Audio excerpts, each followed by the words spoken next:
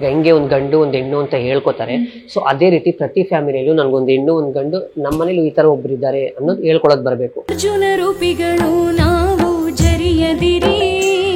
ರೇಡಿಯೋಗೆ ಜಾಯ್ನ್ ಆಗಿದ್ದು 2010 ಮೇ 10ನೇ ತಾರೀಕು.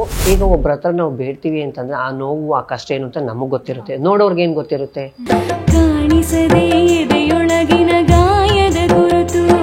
ಫಸ್ಟ್ ನಾವು ಫ್ಯಾಮಿಲಿಯಿಂದ ದೂರ ಆಗ್ತೀವಿ, ಯಾಕೆಂದ್ರೆ ಹೆತ್ತವ್ರಿಗೆ ನಾವು ಬೇಡ ಆಗ್ಬಿಡ್ತೀವಿ. ಲೈಫ್ ಚೆನ್ನಾಗಿದೆ ಅನ್ಕೊಂಡ್ರೆ ಚೆನ್ನಾಗಿರುತ್ತೆ, ಚೆನ್ನಾಗಿಲ್ಲ ಅಂತ ಅನ್ಕೊಂಡ್ರೆ ಚೆನ್ನಾಗಿರಲ್ಲ. ಎಲ್ಲರೊಳಗೆ ಒಂದಾಗುವ ಮಾತೆಲ್ಲಿದೆ. ಎಲ್ಲರಿಗೂ ನಮಸ್ತೆ, ಮೀಡಿಯಾ ಬಜಾರ್ಗೆ ಸ್ವಾಗತ. ನಾನು ಮಮತಾಶ್ರೀ ಐನಾಪುರ್. ಇವತ್ತು ನಮ್ಮ ಜೊತೆಗಿದ್ದಾರೆ ಭಾರತದ ಪ್ರಥಮ radio jockey, program executor, radio journalist, ತೃತೀಯ ಲಿಂಗದ ಧ್ವನಿ ಅಂತಾನೆ ಹೆಸರುವಾಸಿಯಾದಂತಹ RJ ಪ್ರಿಯಾಂಕಾ ಅವರು. ಬನ್ನಿ ಅವ್ರನ್ನ ಸ್ವಾಗತ ಮಾಡೋಣ. ಮೇಡಮ್ ನಮಸ್ತೆ. ನಮಸ್ತೆ. ಹೇಗಿದ್ದೀರಾ ಮೇಡಮ್? ನಾನು ಚೆನ್ನಾಗಿದ್ದೀನಿ ಮಮತವ್ರೆ, ನೀವು ಹೇಗಿದ್ದೀರಾ? ಸೂಪರ್ ಆಗಿದ್ದೀನಿ. ಹೇಗಿದೆ ಲೈಫ್? ಲೈಫ್ ಚೆನ್ನಾಗಿದೆ ಅನ್ಕೊಂಡ್ರೆ ಚೆನ್ನಾಗಿರುತ್ತೆ, ಚೆನ್ನಾಗಿಲ್ಲ ಅಂತ ಅನ್ಕೊಂಡ್ರೆ ಚೆನ್ನಾಗಿರಲ್ಲ. ಸೊ ಈಗ ಲೈಫ್ ಚೆನ್ನಾಗಿದೆ.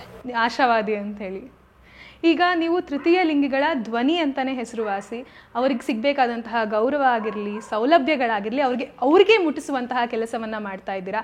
ಆ ಒಂದು ಕೆಲಸದಲ್ಲಿ ಎಷ್ಟು ಖುಷಿ ಇದೆ? ಯಾಕೆಂದರೆ ತುಂಬಾ ಖುಷಿ ಇದೆ. ಯಾಕೆಂದರೆ ನಮ್ಮ ಸಮುದಾಯದ ಧ್ವನಿ ಅಂತ ಹೇಳೋದಕ್ಕೆ ತುಂಬ ಖುಷಿ ಆಗುತ್ತೆ ಮತ್ತು ಹೆಮ್ಮೆ ಆಗುತ್ತೆ. ಯಾಕೆಂದರೆ ನಾವು ಸಾಕಷ್ಟು ವರ್ಷಗಳ ಹಿಂದೆ ಹೋದಾಗ ನಮ್ಮ ಬಗ್ಗೆ ಧ್ವನಿ ಎತ್ತಲಿಕ್ಕೆ ಯಾರೂ ಇರಲಿಲ್ಲ. ಸೊ ನಮ್ಮ ಬಗ್ಗೆ ಮಾತಾಡೋದಕ್ಕಾಗಿರ್ಬೋದು, ನಮ್ಮ ಬಗ್ಗೆ ಚರ್ಚೆ ಮಾಡೋದಕ್ಕಾಗಿರ್ಬೋದು, ಅಥವಾ ನಮ್ಮ ಬಗ್ಗೆ ಹೋರಾಟ ಮಾಡೋರಾಗಿರ್ಬೋದು ಯಾರೂ ಇರಲಿಲ್ಲ. ಸೊ ಈ ಒಂದು ಇದನ್ನು ನಮ್ಮ ಸಮುದಾಯದವ್ರ ಹತ್ರ ನಾವುಗಳೇ ಮಾಡ್ಕೊಳ್ತಾ ನಮ್ಮ ಹಕ್ಕುಗಳಿಗೋಸ್ಕರ ಹೋರಾಟ ಮಾಡಿಕೊಂಡು ಸೊ ಬರ್ತಾ ಇದ್ದೀವಿ ನಾವು.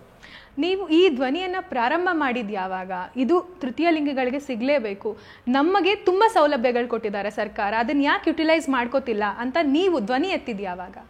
ಸೊ ನಾನು ರೇಡಿಯೋಗೆ ಜಾಯ್ನ್ ಆಗಿದ್ದು 2010 ಮೇ 10ನೇ ತಾರೀಕು. ಸೊ ಯಾಕೆ ಆ ಒಂದು ಇದಕ್ಕೆ ಹೋದಿ, ಅದು ಅವಕಾಶ ಹೇಗೆ ಸಿಕ್ತು ಅಂತಂದರೆ, ಸೊ ಪ್ರತಿಯೊಬ್ಬರಿಗೂ ಅವ್ರದ್ದೇ ಆದಂಥ ಧ್ವನಿ ಆಗಿರ್ಬೋದು, ಮಾತಾಡಲಿಕ್ಕೆ ಅವಕಾಶಗಳು ಸಿಗ್ತಾಯಿತ್ತು. ಬಟ್ ನಮ್ಮ ಸಮುದಾಯಕ್ಕೆ ಎಲ್ಲೋ ಒಂದು ಕಡೆ ಹಿಂದುಳಿದ ಸಮುದಾಯ ಅಂಥೇಳಿ ಸೊ ಅಷ್ಟು ಅವಕಾಶಗಳು ಸಿಗ್ತಾ ಇರಲಿಲ್ಲ. ಸೊ ಅವಕಾಶ ಅನ್ನೋದಕ್ಕಿಂತ ಫಸ್ಟ್ ಆಫ್ ಆಲ್ ಅಕ್ಸೆಪ್ಟೆನ್ಸೇ ಇರಲಿಲ್ವಲ್ಲ ನಮ್ಮ ಸೊಸೈಟಿಯಲ್ಲಿ. ಈ ಒಂದು ಟ್ರಾನ್ಸ್ಜೆಂಡರ್ ಸಮುದಾಯ ಆಗಿರ್ಬೋದು, ಈ ಥರ ಸಮುದಾಯದನ್ನ ಅಕ್ಸೆಪ್ಟೆನ್ಸೇ ಇರಲಿಲ್ಲ. ಸೊ ಹಾಗಿದ್ದಾಗ ನಾವು ಕೆಲಸ ಮಾಡೋದೆಲ್ಲಿ, ಮೇನ್ ಸ್ಟ್ರೀಮಿಗೆ ಬರೋದೆಲ್ಲಿ, ಸೊ ನಾವು ನಮ್ಮ ಸಮುದಾಯದ ಪರವಾಗಿ ಧ್ವನಿ ಎತ್ತೋದಾದರೂ ಎಲ್ಲಿ? ಸೊ ಫಸ್ಟು ನಾವು ಫ್ಯಾಮಿಲಿಯಿಂದ ದೂರ ಆಗ್ತೀವಿ, ಯಾಕೆಂದರೆ ಹೆತ್ತವ್ರಿಗೆ ನಾವು ಬೇಡ ಆಗ್ಬಿಡ್ತೀವಿ. ಯಾಕೆಂದರೆ ಯಾವ ಕಾರಣಕ್ಕೆ ಅಂದರೆ ಈ ಥರ ಆಗಿದ್ದೀವಲ್ಲ ನಾವು. ಸೊ ಇದರಿಂದ ಫ್ಯಾಮಿಲಿಯವ್ರಿಗೆ ತುಂಬ ಅವಮಾನ ಆಗುತ್ತೆ, ತುಂಬ ಹಿಂಸೆ ಆಗುತ್ತೆ. ಸೊ ಯಾಕೆಂದರೆ ಫ್ಯಾಮಿಲಿಗಳಲ್ಲಿ ನಮ್ಮನ್ನು ಅಕ್ಸೆಪ್ಟ್ ಮಾಡ್ಕೊಂಡ್ಬಿಟ್ಟಿದ್ದಿದ್ರೆ ನಾವು ಇವತ್ತು ರೋಡಿಗೆ ಬಂದು ಈ ಕೆಲಸ ಕಾರ್ಯಗಳನ್ನ ಆಗಿರ್ಬೋದು ಮಾಡೋ ಪ್ರಮೇಯನೇ ಇರ್ತಾ ಇರಲಿಲ್ಲ. ಸೊ ಫಸ್ಟ್ ಫ್ಯಾಮಿಲಿಯಿಂದ ದೂರ ಆಗ್ತೀವಿ. ಈ ಥರ ಗಂಡಾಗಿ ಹುಟ್ಟಿದ್ದೆ, ನೀನು ಗಂಡಾಗೇ ಇರಬೇಕು, ಹಾಗೆ ಹೇಗೆ ನಿನಗೆ ಹೆಣ್ಣಾಗೋಕ್ಕಾಗಲ್ಲ, ಹಾಗೆ ಅಂತೇಳಿ ಸಾಕಷ್ಟು ವಿಚಾರಗಳು ಮನೆಯಿಂದನೇ ಶುರುವಾಗ್ಬಿಡುತ್ತೆ.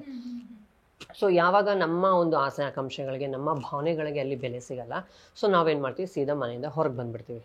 ಸೊ ಯಾಕೆಂದರೆ ನಮಗೆ ನಮ್ಮ ಲೈಫು ನಾವು ಹೇಗೆ ರೂಪಿಸ್ಕೋಬೇಕು, ಹೆಂಗೆ ಮಾಡಬೇಕು ಅನ್ನೋದು ಪ್ರತಿಯೊಬ್ಬರಿಗೂ ಒಂದಿರುತ್ತೆ ಅಲ್ವಾ.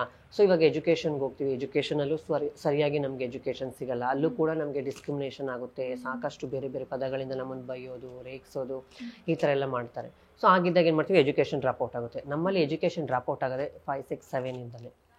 ಯಾಕೆಂದರೆ ಅಲ್ಲಿಂದನೇ ನಮಗೆ ಡಿಸ್ಕ್ರಿಮಿನೇಷನ್ ಸ್ಟಾರ್ಟ್ ಆಗಿಬಿಡುತ್ತೆ. ಸೊ ನೀನು ಗಂಡಾಗಿ ಹುಟ್ಟಿದ್ಯಾ, ಹೀಗೆ ಇರಬೇಕು, ಹಾಗೆ ಇರಬೇಕು ಅಂತೇಳಿ ಅಲ್ಲಿಂದನೇ ಸ್ಟಾರ್ಟು. ಒಂದು ಕಡೆ ಮನೆ, ಒಂದು ಕಡೆ ಸ್ಕೂಲ್ಸು, ಒಂದು ಕಡೆ ಸೊಸೈಟಿ. ಸೊ ಹಾಗಾದರೆ ನಾವು ಎಲ್ಲಿ ಹೋಗಬೇಕು, ಏನು ಮಾಡಬೇಕು? ಸೊ ಆ ಪ್ರಶ್ನೆ ಎಲ್ಲರಿಗೂ ಕಾಡ್ತಾ ಇರುತ್ತೆ. ಸೊ ಅದಾದಮೇಲೆ ಏನು ಮಾಡ್ತೀವಿ, ಫ್ಯಾಮಿಲಿಯಿಂದ ಹೊರಗೆ ಬರ್ತೀವಿ.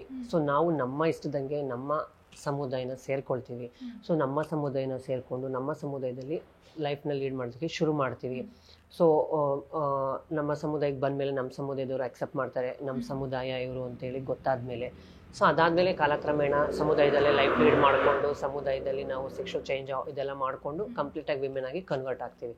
ಸೊ ಅದೆಲ್ಲ ಆಗ್ಬಿಡ್ತೀವಿ. ಅದಾದಮೇಲೆ ನಮ್ಗೆ ಅವಕಾಶಗಳಲ್ಲಿ, ಸೊ ಆವಾಗ ನಮಗೆ ಕೆಲಸ ಮಾಡಲಿಕ್ಕೆ ಯಾರು ಕೆಲಸ ಕೊಡಲ್ಲ. ಒಂದು ಬಸ್ತಿ ಬದಾಯಿ ಸುತ್ತಬೇಕು, ಇಲ್ಲಾಂದರೆ ಪೇಶಾ ವೃತ್ತಿನ ಮಾಡಬೇಕು. ಅದು ಯಾಕೆ ಮಾಡಬೇಕು, ಜೀವನ ಮಾಡೋದಕ್ಕೆ. ಅದು ಬಿಟ್ಬಿಟ್ಟು ಶೋಕಿಗೋಸ್ಕರ ಯಾರು ಕೂಡ ಮಾಡಲ್ಲ. ಈಗ ಒಬ್ಬರ ಹತ್ರ ನಾವು ಬೇಡ್ತೀವಿ ಅಂತಂದರೆ ಆ ನೋವು ಆ ಕಷ್ಟ ಏನು ಅಂತ ನಮಗೆ ಗೊತ್ತಿರುತ್ತೆ, ನೋಡೋರ್ಗೆ ಏನು ಗೊತ್ತಿರುತ್ತೆ. ಸೊ ಹಾಗೆ ನಮ್ಮ ಲೈಫಲ್ಲಿ ಆ ಒಂದು ಜೀವನ ಮಾಡ್ತಾ ಮಾಡ್ತಾ ಎಲ್ಲಿವರೆಗೂ ಇದೇ ವೃತ್ತಿ ಮಾಡ್ಕೊಂಡು ನಾವು ಲೈಫ್ ಲೀಡ್ ಮಾಡಬೇಕು ಅಂತ ನಮ್ಮಲ್ಲಿಗೆ ನಾವು ಪ್ರಶ್ನೆ ಹಾಕೊಂಡಾಗ ಸೊಸೈಟಿಯಲ್ಲಿ ಎಲ್ಲರ ಥರ ನಾವು ಲೈಫ್ ಲೀಡ್ ಮಾಡಬೇಕು. ಸೊ ನಾವು ಮುಖ್ಯವಾಹಿನಿಗೆ ಬರಬೇಕು, ನಮಗೂ ಈ ಸಮಾಜದಲ್ಲಿ ಗೌರವ ಸ್ಥಾನಮಾನ ಸಿಗಬೇಕು ಅನ್ನೋ ಒಂದು ಇದಕ್ಕೆ ಏನು ಮಾಡಿದೆ, ಕಂಪ್ಲೀಟ್ ಆದಮೇಲೆ ನಾನು NGO CBOಗಳಿಗೆ ಕೆಲಸಕ್ಕೆ ಜಾಯ್ನ್ ಆದೆ. ಸೊ ಮುಖ್ಯವಾಗಿ 99 ಅಥವಾ 98 ಸಮಥಿಂಗ್ ಒಂದು ಸಂಗಮ ಅನ್ನೋ ಒಂದು ಆರ್ಗನೈಸೇಷನ್ ಶುರುವಾಗಿರುತ್ತೆ. ಸೊ ಆ ಒಂದು ಆರ್ಗನೈಸೇಷನ್ ಮುಖ್ಯವಾಗಿ ಸಮುದಾಯದ ಹಕ್ಕುಗಳಿಗೋಸ್ಕರ ಹೋರಾಟ ಮಾಡುವಂಥ ಸಂಸ್ಥೆ ಅದು. ಸೊ ಅದರಲ್ಲಿ ನಾವು ಕೆಲಸಕ್ಕೆ ಹೋಗ್ತೀವಿ, ಇಂಟರ್ವ್ಯೂಗೆ.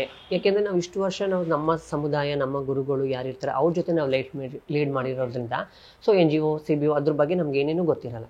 ಸೊ ಅದಾದಮೇಲೆ ಅಲ್ಲಿಗೆ ಹೋದಾಗ ಅಲ್ಲಿ ಇಂಟರ್ವ್ಯೂ ಆಗಲಿ ಪ್ರತಿಯೊಂದೂ ನಮ್ಗೆ ಗೊತ್ತಿರಲ್ಲ. ಯಾಕೆಂದರೆ HIV ರಿಲೇಟೆಡ್ ಆಗಿರ್ಬೋದು, ಸೊ ಕಮ್ಯುನಿಟಿಗೆ ರಿಲೇಟೆಡ್ ಆಗಿರ್ಬೋದು, ನಮ್ಮನ್ನು ಕೇಳ್ತಾ ನಮ್ಗೆ ಅಷ್ಟು ಗೊತ್ತಿರಲ್ಲ, ಬಿಟ್ಟೆ.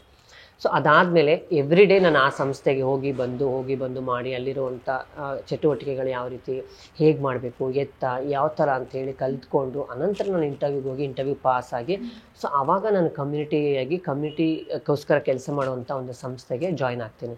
ಸೊ ಅಲ್ಲಿ ಮುಖ್ಯವಾಗಿ ಕಮ್ಯುನಿಟಿಗಳಿಗೆ ಸ್ಕಿಲ್ ಡೆವಲಪ್ ಮಾಡೋವಂಥದ್ದು, ಸೊ ಅವ್ರಿಗೆ ಟ್ರೈನಿಂಗ್ಸ್ಗಳನ್ನ ಕೊಡುವಂಥದ್ದು, HIV ಅನ್ನೋದು ಹೇಗೆ ಬರುತ್ತೆ, ಸೊ ಅವ್ರನ್ನ ಬಿಲ್ಡ್ ಮಾಡೋದು ಆ ಒಂದು ಸಂಸ್ಥೆ, ಮತ್ತು ರೈಟ್ಸ್ಗೋಸ್ಕರ ಹೋರಾಟ ಮಾಡುವಂಥದ್ದು ಅದು. ಸೊ ಅಲ್ಲಿ ಸಾಕಷ್ಟು ಒಂದು 2-3 ವರ್ಷಗಳ ಕಾಲ ಕೆಲಸ ಮಾಡಿದೆ.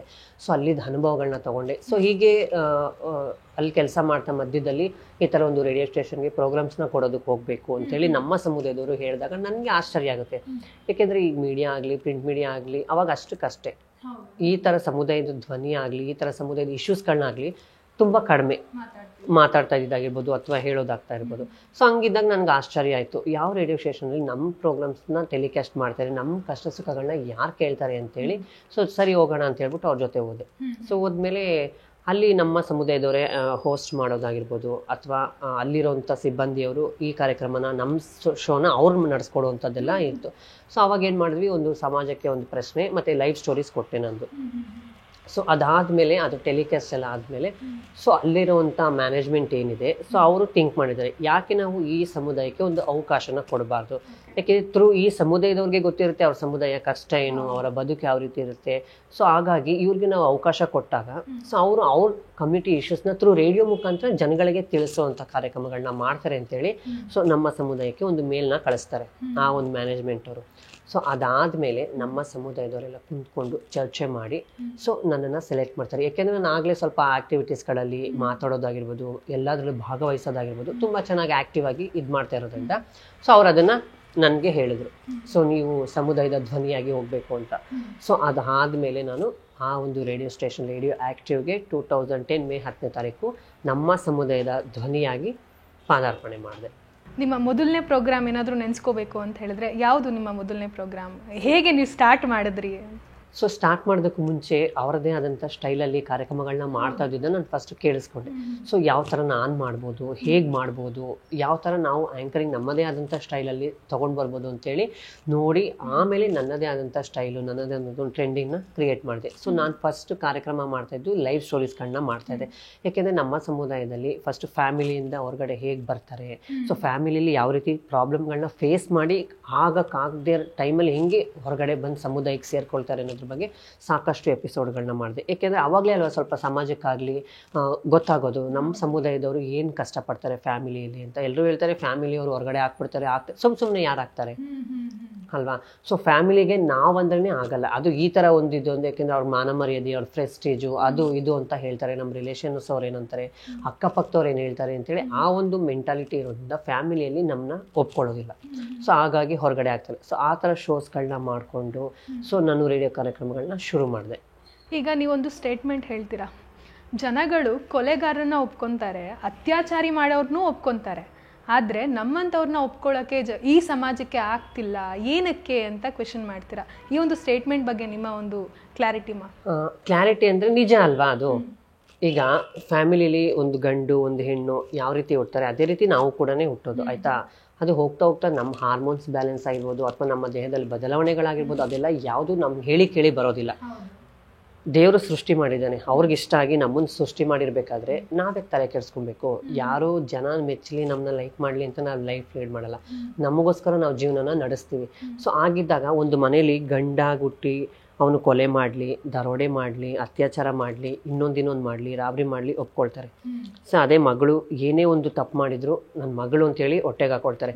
ಒಂದು ಡಿಸೇಬಲ್ ಆಗಿರ್ಬೋದು, ಬೇರೆ ಬೇರೆ ಇದ್ದವರನ್ನ ಒಪ್ಕೊಳ್ತಾರೆ. ಬಟ್ ನಮ್ಮದಲ್ಲದ ತಪ್ಪಿಗೆ ನಮ್ಮ ಫ್ಯಾಮಿಲಿಗಳಲ್ಲಿ ಯಾಕೆ ನಮ್ಮನ್ನು ಒಪ್ಕೊಳ್ಳಲ್ಲ?